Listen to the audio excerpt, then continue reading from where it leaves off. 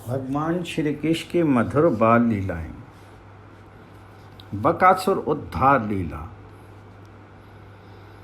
वृंदावन में तो वत्सासुर उद्धार की बात फैली ही नहीं, पर जो गुप्तचर रहे मथुरा के उनको तो रोका नहीं।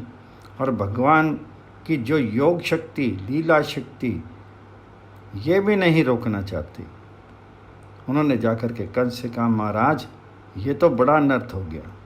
कंस बोला, क्या हो गया? वत्सासुर कहाँ हैं? तो गुप्तचर बोले, कहाँ है क्या? वे तो खत्म हो गया। कंस बोला, हैं खत्म हो गया? कंस की आंखों के सामने अंधेरा छा गया, आंखें मुंद गई। कंस ने आंखें बंद कर ली और आंखें नहीं बंद की, बेहोश होकर के गिर पड़ा। ऐसा हो गया कि मानो प्राण ही नहीं। कहते हैं कि कंस की ये गति, इस प्रकार की बेहोशी उसे पहले आ जाई।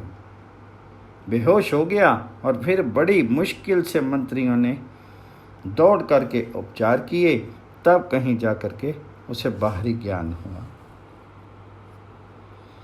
अब बड़ी मुश्किल से उस बेचारे के फिर प्राण आए, तो अब फिर विचार किया और मंत्रियों की सभा फिर बैठी। कंस का असुर बल फिर इकट्ठा हुआ, खास लोग फिर बुलाए गए और कंस ने अपने सभासदों मंत्रियों से कहा, हमने बहुत स्वांग बना करके और बहुत लोगों को भेजा, बहुत से प्रतिष्ठित ऐसे असुरों को जिनकी बड़ी मान प्रतिष्ठा थी, पर कुछ भी काम नहीं बना, हित साधन हुआ नहीं, तो क्या करें? कंस ने बड़ी गंभीरता से यह बात रखी। अब जो मंत्रिमंडल था कंस का, असुर मंत्रिमंडल, जैसा राजा होता है वैसा ही मंत्रिमंडल होता है, और जैसा मंत्रिमंडल होता है वैसे ही उसकी सम्मति होती है। सब असुर रहे ना, तो यहाँ छल कपट, दंभ, मार काट, हिंसा, क्रोध, यही सब था। मंत्रियों ने कहा कि एक बात हमको याद आ गई। एक बोला, आपको याद नहीं, भूल गए आप?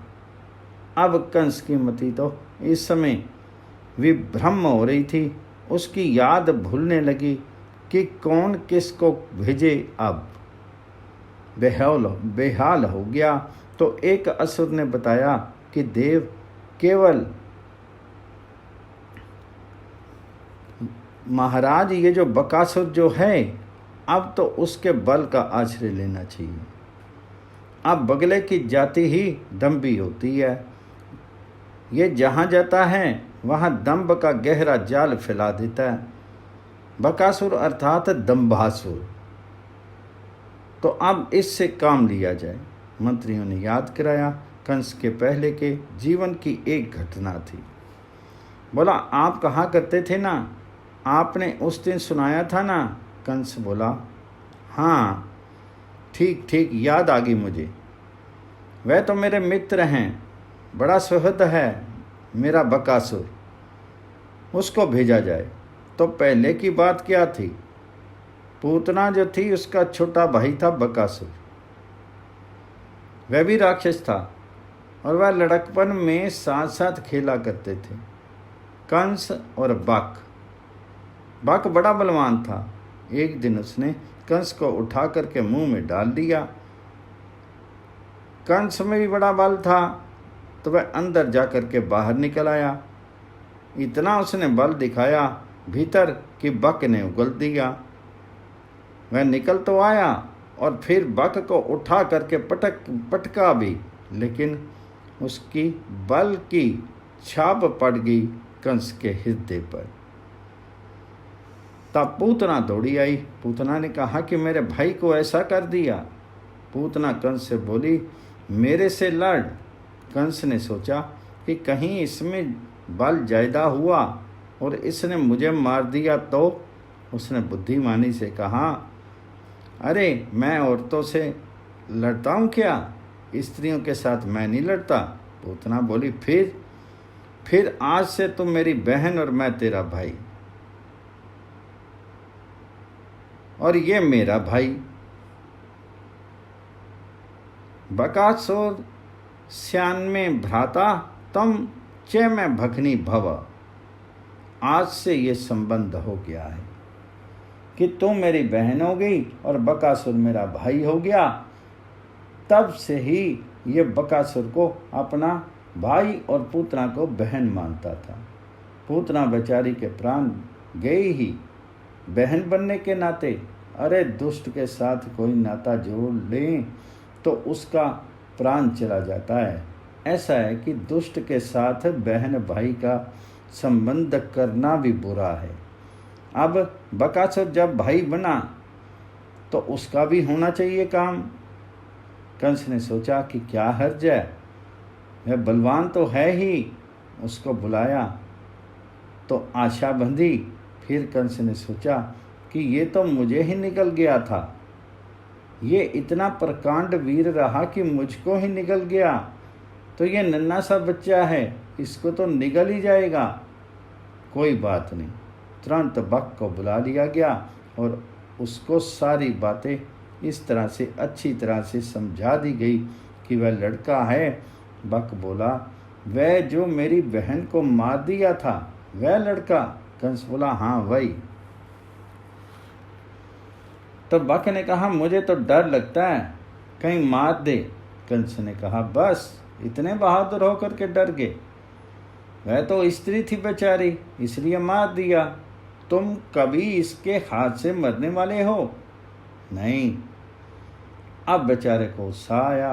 बक वहाँ से चलने को तैयार हुआ। अब यहाँ से कथा शुरू करते हैं इधर की।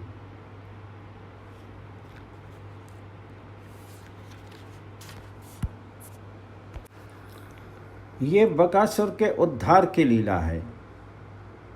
यहाँ श्री कृष्णचंद्र मजे में खेल रहे हैं।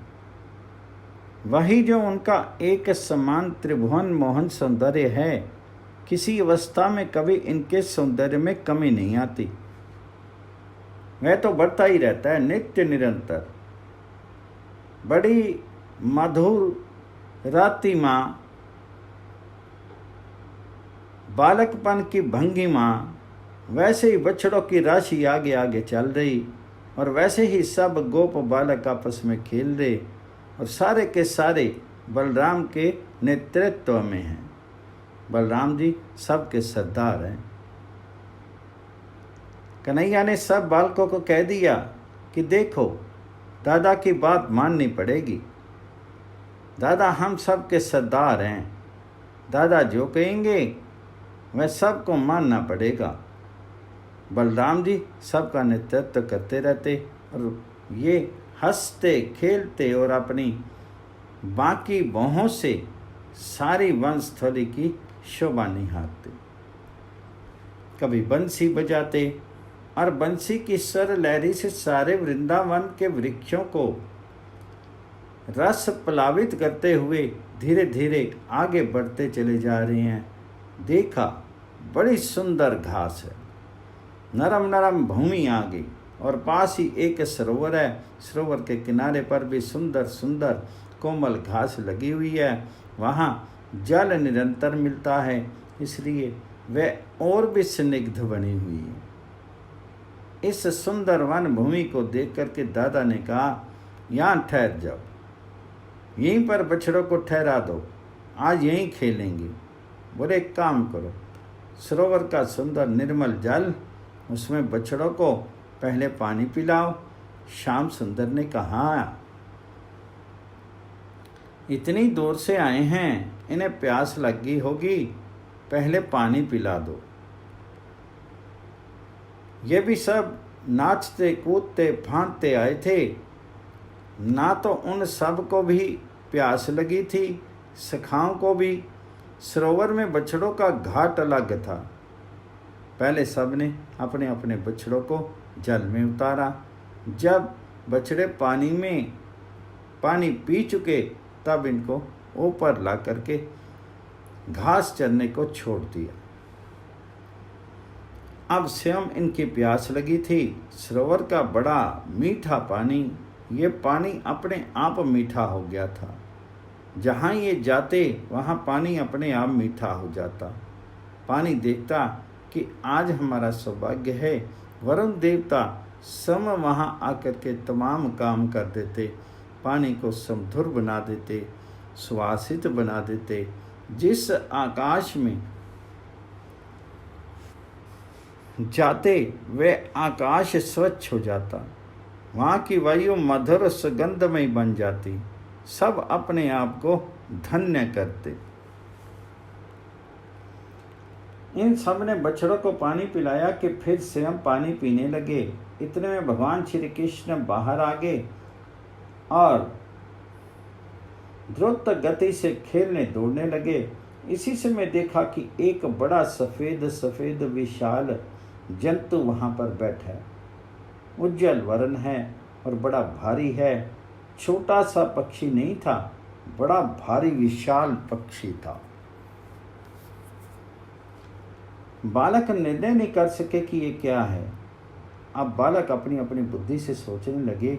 एक ने कहा, कहीं बिजली गिरी होगी और बिजली से किसी पहाड़ की चोटी टूट करके गिर गई होगी और गिर करके जमीन पर यहीं तालाब के किनारे आ गई होगी। बालकों ने सोचा कि ये तो ब्रज के लगने से पहाड़ों का श्रृंग ही टूट करके वहाँ पर गिर पड़ा है। सुखदेव जी कहते हैं कि असल में ये पहाड़ नहीं था, सावे वको नाम महान सुरो वक्रू पृथक। यह तो बगले का रूप धरे हुए महान असुर रहा था। कुछ बच्चे जो जरा बड़ी उम्र के थे आगे बढ़े। दाऊ जी ने कहा कि चलो देखो तो। तब वे आगे बढ़े और देखा कि हैं ये बगला और बड़ा विशाल काय है। उसने अपनी चोंच खोल रखी है, मुंह फैला रखा है।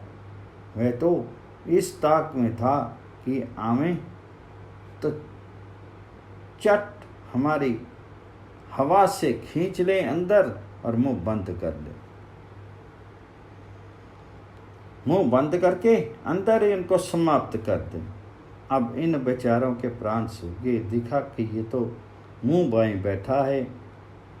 उनको क्या दिखाई दिया कि मानो जमीन को उखाड़ करके ऊपर से जाने के लिए इसने अपनी निचली चोंच जमीन पर लगा रखी है और ऊपर की चोंच को उठा रखा है। आकाश में मानो धरती को चोंच से उखाड़ करके स्वर्ग में ले जाएगा और मानो ये एक ही साथ देवता, दैत्य, मानव सारे जीवों के प्राण खींचने के लिए मुंह से उबासी लेता हुआ काल देवता ही आ गया है यहाँ पर, ऐसा समझा लोगों ने। गो बालक सब डर करके भागे और अपने प्राण प्रीतम सखा के पास गए। उनको जब डर लगता है तो श्री कृष्ण की शरण में जाते और कोई काम होता तो भी वहीं जाते। दूसरे तो उनकी आँख में है नहीं, मरना उनके चरणों में, जीना उनके लिए सारा का सारा श्री श्याम सुंदर के सिवाय कुछ नहीं। उनके प्राण आधार मित्र श्याम सुंदर ये भाग करके उनकी तरफ चले। श्री कृष्ण भी उस बाग की ओर देख रहे थे और अपने एक दो मित्रों से कह रहे थे, अरे भैया वह देखो तो सही, ये दिखता है आकार से, आकृति से तो पक्षी सा लगता है, लेकिन जब इसकी चेष्टा हम देखते हैं तो पक्षी सी लगती है। ये नवक्त बक अर्थात ये बगला नहीं है, बकासुर है। ये कोई नई जाति का बगला है, नवक बक है। हम लोगों ने जो बगले देखे हैं वे छोटी जाति के हैं, ये कोई नई जाति का है, इसलिए यह कोटवत पहाड़ सा मालूम होता है।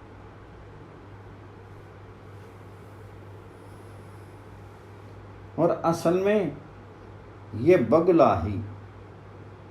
इतने में सब गोप सखा आ गए और सब ने आकर के चारों ओर से भगवान श्री कृष्ण को घेर लिया। सब बैठे थे। सखा बोले, भैया कन्हैया, तो कहता है ये पक्षी वक्षी नहीं है, ये तो हमको निगल जाना चाहता है, भाग चलो। दूसरे जल्दी से बोले, अरे देखते नहीं हो, तुम भागोगे कैसे, भागने की जगह नहीं है। अरे देखते नहीं कैलाश पर्वत के शिखर से भी बड़ा इसका शरीर और कितनी लंबी इसकी चोंच, देखो ना तुम, इसकी चोंच से भागोगे कैसे, जिधर जाओगे उधर चोंच फैला लेगा। अब तो सब डर गए और बोले, तब तो अब भागने की भी जगह नहीं रही, आप क्या करें, अब तो तुम ही बचाओ, अब और कोई उपाय तो दिखा नहीं। श्री कृष्ण श्याम सुंदर के मधुर मधुर अधरों पर मृदु हास्य की रेखा आ गई और उससे सुधा बिंदु झरने लगे। अब उनके मुखमंडल का जो सौंदर्य था, माधुर्य लावण्य, वह मानो निखर उठा। अब सखा तो ये सब देख करके मत हो गए, थोड़ी देर के लिए भूल गए बगुले को। वह हंसता हुआ श्रीमुख देख करके इनके भी होठों पर हंसी आ गई, आनंद में भर गए। उस श्रीमुख को देख करके भय कहाँ रहता। इतने में ये बोले, ना शंकनीयम, डरना मत भैया, अभी देखो सब ठीक करते हैं, ये सब जानते हैं कि कौन है, क्या करता है, क्या करने आया है। पर इनके मुख पर इन्होंने ऐसा भाव बना रखा है, मुग्ध भाव, मानो इस बक पक्षी के संबंध में इनको कोई ज्ञान ही नहीं है। बोले, देखो ना अभी हम जाते हैं तो जैसे छोटा सा बच्चा सरल भाव से कहे कि मैं अभी जाता हूँ और ठीक कर दूंगा इसको, तुम मुझसे डरो मत। इस प्रकार से वह बकासुर की चोंच की तरफ जाने लगे। गोप शिशु बोले, कन्हैया रुक जा, तू तो मानता नहीं। सखाओं को डर लगा कि कहीं ये चोंच के पास गया और उसने निगल लिया तो, परंतु इनके मुख पर कोई भय नहीं।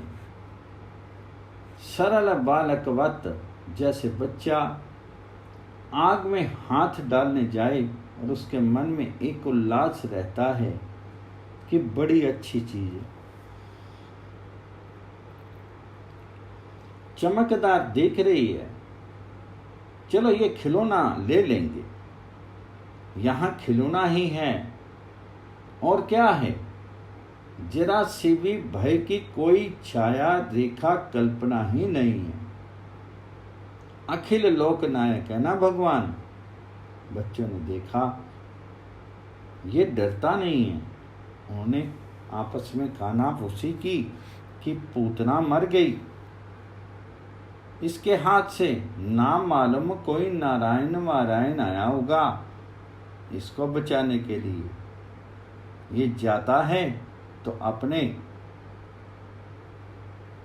क्यों बोले, देखे क्या होता है। बच्चे सब देखने लगे। अब बच्चों की आंखों के पलकें पड़नी बंद हो गई। इतने में बच्चों ने देखा कि अकस्मात जो बगुला ध्यान लगाए बैठा था वह उछका और उसी समय पास आ गया। और पास आकर के उसने क्या किया, चोंच फैलाई हुई थी ही तो वह नीलमणि को निगल गया। ब्रज के जीवन श्याम सुंदर नीलमणि को बक ने अपने मुंह का ग्रास बना लिया। अब तो वहां पर सारा वन रो उठा।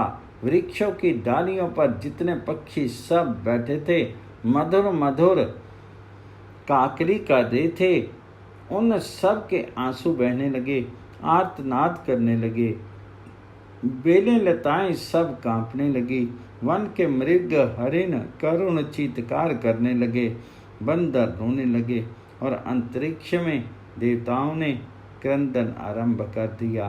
और बेचारे गोप बालक, इनकी तो वही दशा हुई जैसे प्राण निकल जाने पर सभी इंद्रियों की दशा होती है, सब इंद्रियां निश्चेष्ट हो जाती हैं। उसी प्रकार श्री श्याम सुंदर सबके प्राण स्वरूप जब वत्सासुर के मुंह में समा गए तो दाऊ जी, गोप शिशु और सब के सब इनमें फिर रखा ही क्या था।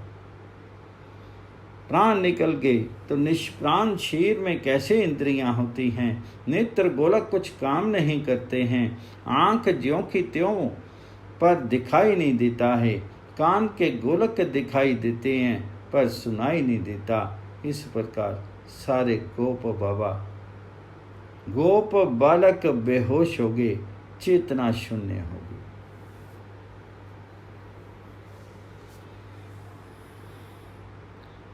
जब बग ग्रस्यो कुंवर नंदलाल, बाल समेत सब ब्रज के बाल,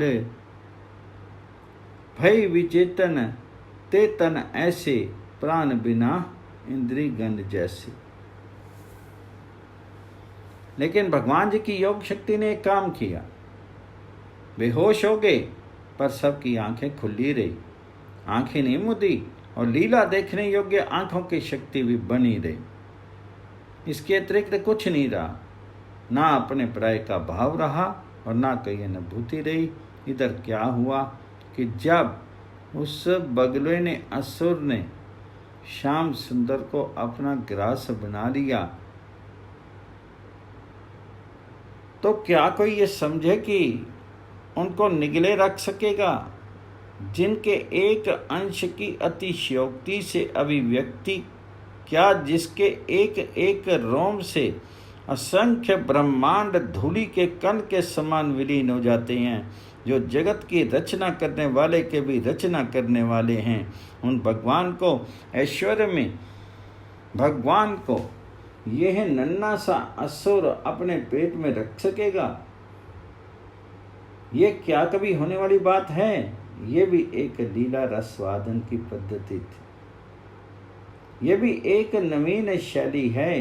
भगवान अपनी लीला रसवादन करवाते हैं, करते हैं। वहां भी खेलने गए थे, उसके साथ खेलने गए हैं।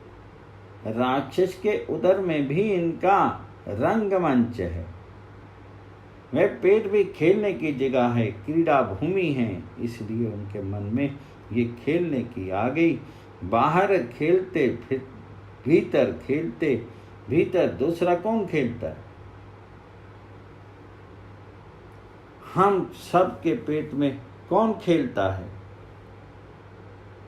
वे आज स्वयं उस असुर के पेट में खेलने के लिए चले गए। वह निगल तो गया, परंतु अब उसके कंठ में आग लग गई, जलने लगा, उसका तालू जलने लगा, उसका कंठ जलने लगा।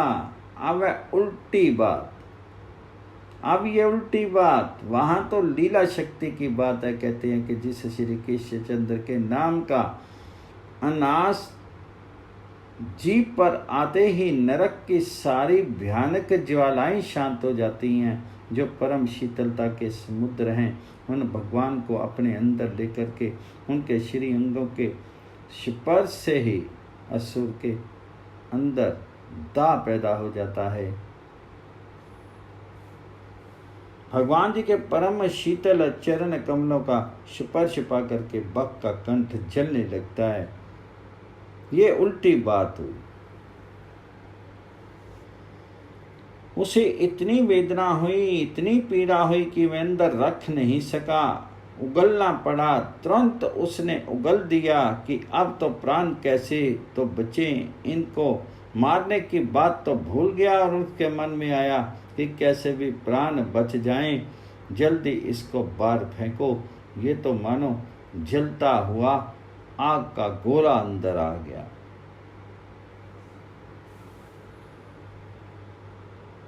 जलने लगा तमाम कंठ उसका, उसने तुरंत उगल दिया।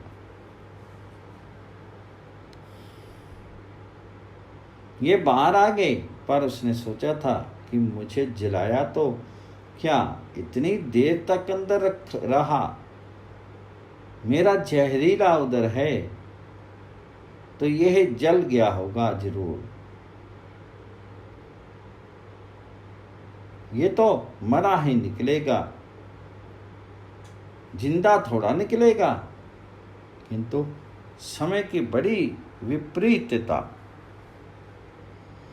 विपरीतता क्या, सुअवसर आ गया उसके उद्धार का। बक ने देखा ये तो हंसते खेलते बाहर निकल आया। अब बक के मन में बड़ा आश्चर्य हुआ कि इसको कहीं जरा सा भी घाव नहीं लगा। ये तो ज्यों का त्यों अक्षत आ गया। इसको बड़ा गुस्सा आया और वह उनके पास आ गया। देखा कि कहीं खरोंच नहीं लगी। अब बालक देख रहे थे, वीक्ष शक्ति थी उनकी, आंखें नहीं मुदी थी। उन्होंने देखा कि कन्हैया बाहर आ गया है और खड़ा खड़ा हंस रहा है। तो बस उनकी ज्ञान शक्ति वापस आ गई। सब के सब चेतन हो गए और सबके मुंह पर हंसी छा गई। अब खेल का अगला अंश भगवान जी ने देखा कि अब विलंब करना ठीक नहीं, तो समीप आ गए और समीप आकर के उन्होंने क्या किया कि दोनों भाग चोंच के ऊपर का और नीचे का पकड़ लिया। भगवान जी के नन्हे नन्हे कर कमल पर उसके लिए तो भीषण यमराज के कर से भी भयानक बन गए। उसको बड़े विशाल दिखे। इधर बच्चे देखे कि कन्हैया क्या कर रहा है, ये चोंच पकड़ रहा है, कहीं फिर निकल गया तो। बच्चों को तो डर हुआ, पर इन्हें कोई डर नहीं। इन्हें तो अपनी लीला करनी है।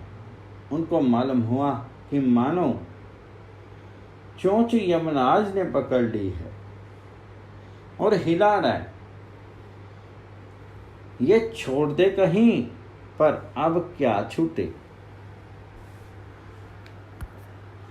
चोंच के दोनों हिस्से पकड़ लिए नंदलाल ने और क्षण भर भी नहीं लगा, पकड़ करके उसको चीर दिया। इस प्रकार जैसे तिनका चीर देते हैं, बिना गांठ का तिनका। कहीं गांठ हो तो अटके भी, बांस चीरने में तो गांठ आ जाती है। और कोई ऐसा तृण हो कि जिसमें गांठ नहीं हो, सीधा ही हो और चर से चीर दे। प्रभु लीला आसक्त वे लखी शिशु, दुखी अपार कर कमलन सो, चोंच गही करे फका है फार। अब भगवान जी ने तुरंत तृण की तरह दोनों चोंचों को लेकर के चीर डाला। अब देवताओं के प्राणों में प्राण आ गए। देवता इतने डर गए थे कि मूर्छित होकर पड़े थे बेचारे कि यह निकल गया है, यह बड़ी बुरी चीज होगी। देवताओं ने पहले बड़े फूल इकट्ठे कर रखे थे। नंदन कानन के हजारों हजारों पुष्प उन्होंने रख छोड़े थे अपने अपने विमानों में। अब वे आनंद में झूम झूम करके नए नए पुष्पों की वर्षा करने लगे।